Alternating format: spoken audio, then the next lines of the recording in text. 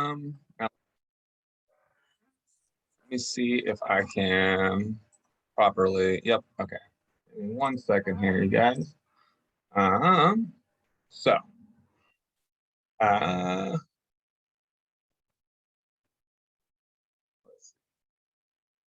right, well, the first page doesn't really matter. I don't know how to go back, so I'm just going to go for it from there.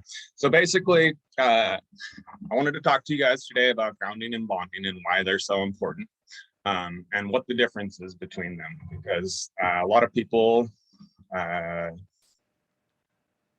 see a green wire and think that it's all the same thing. It's all just a wire that runs back to the earth. And so I want to explain why they're so important to your safety and what the differences are. So equipment bonding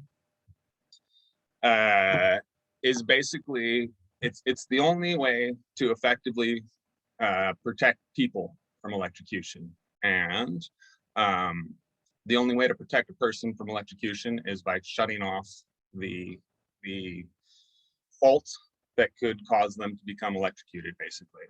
This is achieved by intentionally creating an effective ground fault path back to the source where the overcurrent protection device breaker will trip.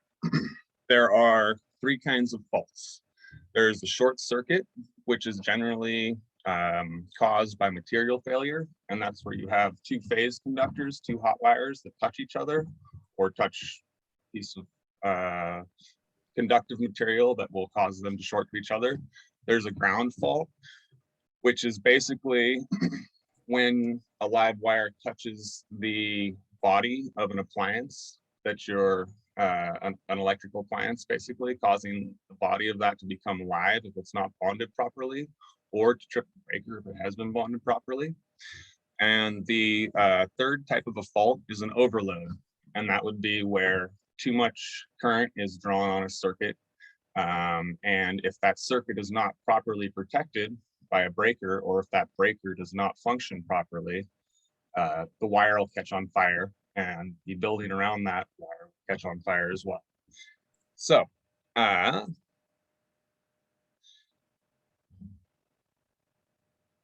in this illustration, I wanted to show you guys what the effective ground fault path should look like. Now, if you can see my cursor here, these items right here represent your grounding. Those are your grounding electrodes, which is not bonding. That's a separate system. So in this situation, you have the transformer from the utility company that serves you power, and then you have a grounded conductor. This grounded conductor,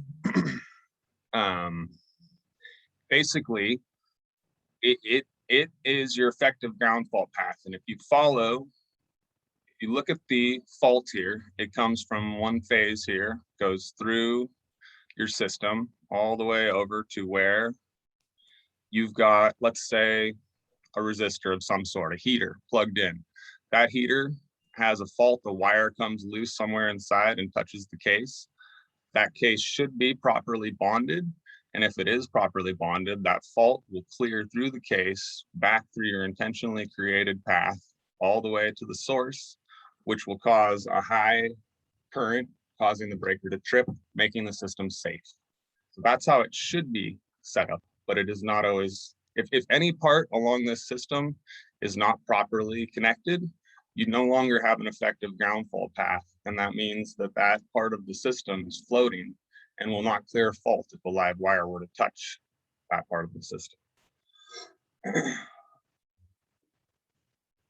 This illustration is a more complicated system you're not going to run into in most houses, but I wanted to use this as an example to show you guys that there's a misconception that electricity wants to return to ground. It wants to return to the source that it was produced at.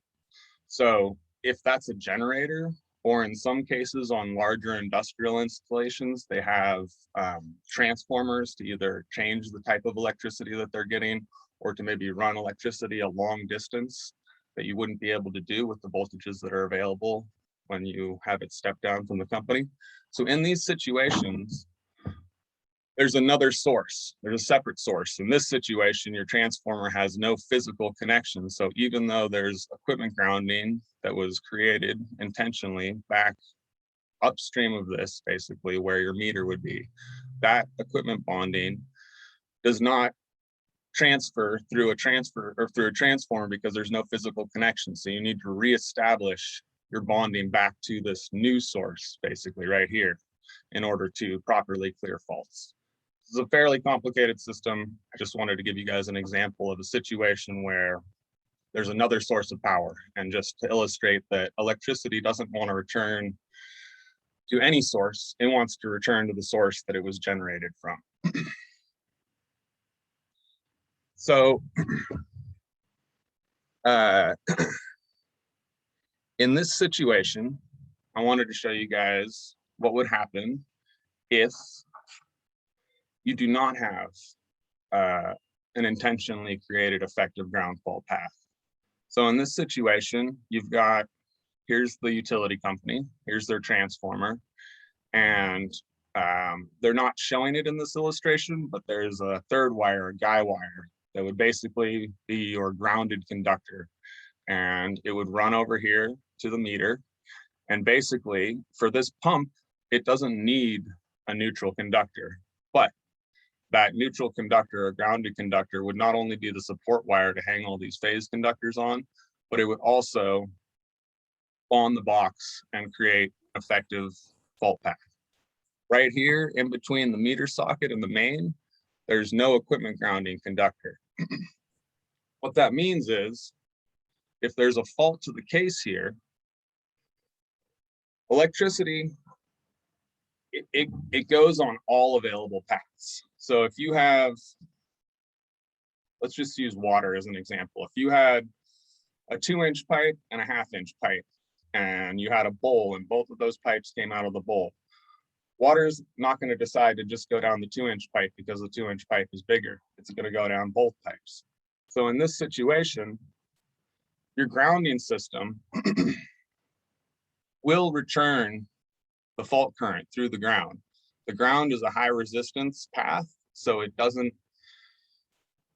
return the current well. And the way that it would return it would return it through the ground rod right here.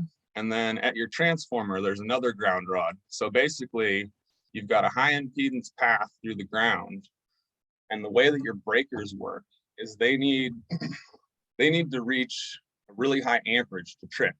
So what your electrical system is seeing in this situation is it's just seeing normal load. So the breaker would never trip. It's just running power through the ground, which is causing an incredibly dangerous situation, but it wouldn't clear the fault. There'd be nothing to actually trip. If you see here, because of the resistance, there's only 4.8 volts running across the ground. If this was a 20 amp breaker, that wouldn't trip the breaker. So in this situation, the reason that it's so dangerous is because your transformer is grounded and your knee would be touching the ground when you were touching the case. The fault will not only clear through the ground rod, not tripping the breaker, it'll also clear through you, which will cause you to either get hurt or killed, basically. So this is an example of bonding to the case. And this is in most appliances, this has been established. This is not generally where I find things have not been done properly. It's generally in the system, the connections that I was showing you on that first illustration where the ground fault path was created. You could have a situation where maybe wire wasn't connected properly, connected to each other, something like that. So you could have the case bonded. I've come to a lot of houses where you've got a sub panel and they've got all of the ground wires ran to a bar, bonded to the box with nothing tying it back to the service. So what you basically have is you have a system that's all tied together. And if there were a fault that were happening, it would energize every piece of equipment that's plugged into that sub panel, but it wouldn't turn the breaker off. So you can see how in certain situations, if you don't have things properly bonded, it can create an incredibly dangerous situation. Here's an example of bonding we do at the pipes. So when we do a service panel change, you bond the hot, cold, and gas pipes. And the reason for that is, as you can imagine, if you were to have a live wire touch one of those pipes and you were to get into the shower, that could be a very dangerous situation. So one or all of these components are missing on most houses that we come to do service panel changes on. So just to explain why those things are so important. And bonding is what protects people. Grounding is what protects your equipment, specifically your electrical system, from damage, not your electronics, your electrical system from overvoltage. So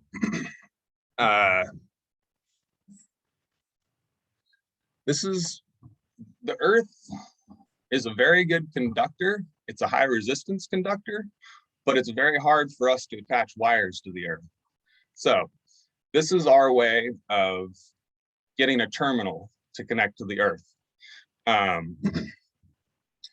Basically, the reason that you need grounding to protect from overvoltage is because you can have weather events, whether it be lightning,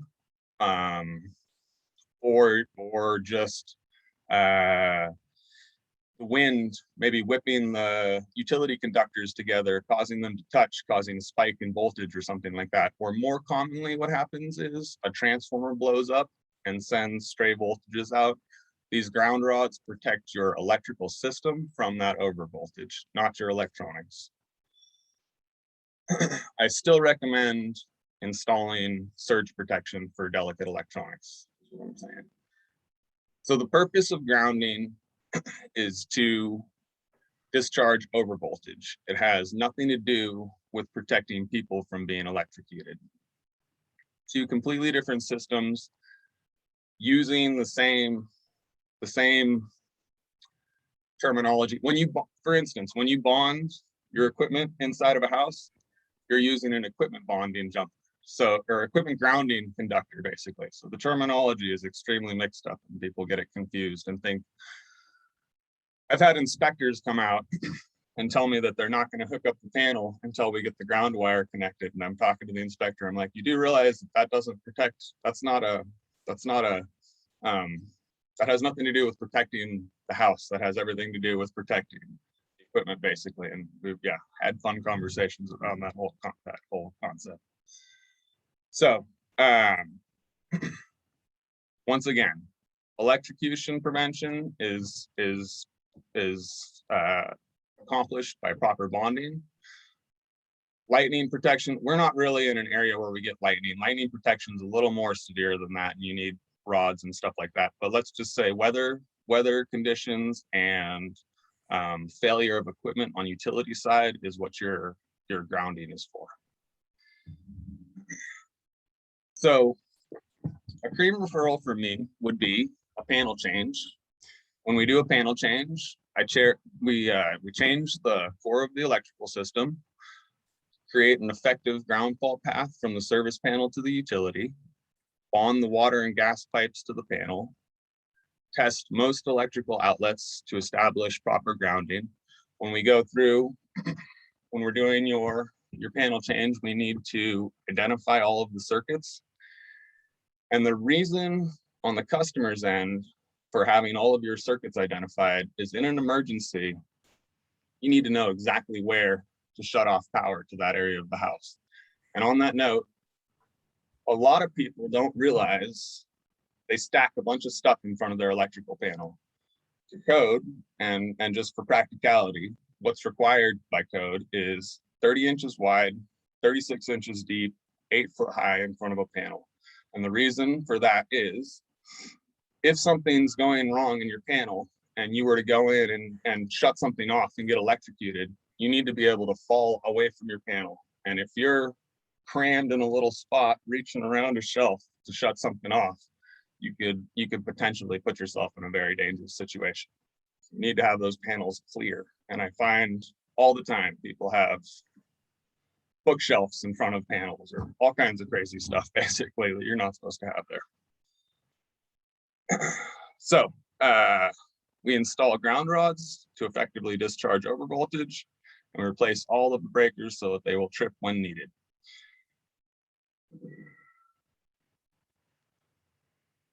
So older houses that have older electrical systems should be checked, and oftentimes panels have long outlasted their life cycle.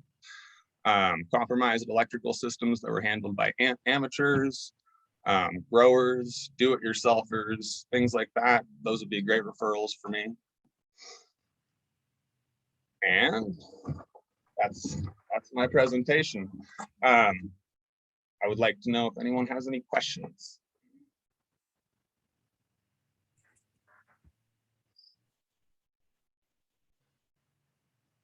Okay, well, thank you, everybody.